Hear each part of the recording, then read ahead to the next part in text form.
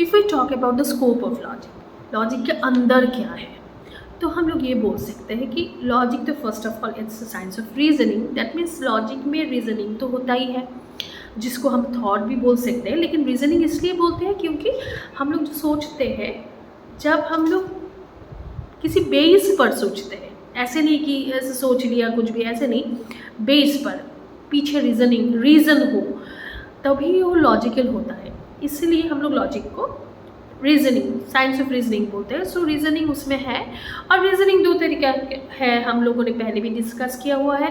ये डिडक्टिव होता है, इंडक्टिव होता है, तो दो तरीके का होता है। और एक जो चीज़ लॉजिक के अंदर है वो है कि लॉजिक वैलिडिटी और इनवैलिडिटी हमें जांच करवाने में हेल्प करता है। और ये हेल्प करने के लिए हम लोग जब खुद भी बोलते हैं या दूसरे का आर्गूमेंट सुनते हैं, वो वैलिड है या इनवैलिड, ये हम लोग जज कर सकते हैं with the help of logic.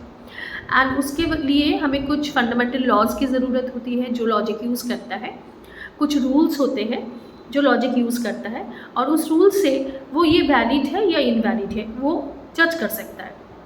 And when ever it logic finds it valid, if you think you are using logic and you find everything is okay, then it is valid.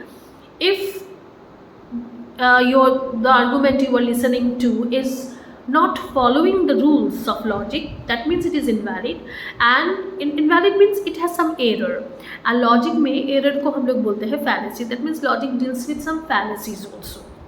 So logic के अंदर mainly जो होता है वो होता है reasoning, जिस reasoning में डिडक्टिव वे भी होता है, इंडक्टिव वेज भी होते हैं, और ये वैलिडिटी इनवैलिडिटी को जज कर सकता है कि कुछ लॉज के हेल्प के साथ, जो फंडामेंटल लॉज होते हैं जो सभी यूज़ करते हैं, सभी वे ऑफ लर्निंग में यूज़ होते हैं। सो वो हम लोग यूज़ कर सकते हैं लॉजिक में, लॉजिक यूज़ करता है इसको।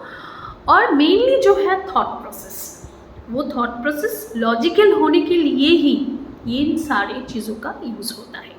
That is the scope of logic. ये कुछ ऐसा नहीं है कि हम लोग समझ ही नहीं सकते, दैट इज़ दैट ईजी। अगर हम लोग थोड़ा लॉजिकली सोचें तो ही हम लोग लॉजिक को ही समझ सकते हैं, और साथ में दूसरे सब्जेक्ट्स को भी आसानी से समझ सकते हैं, only with the help of logic.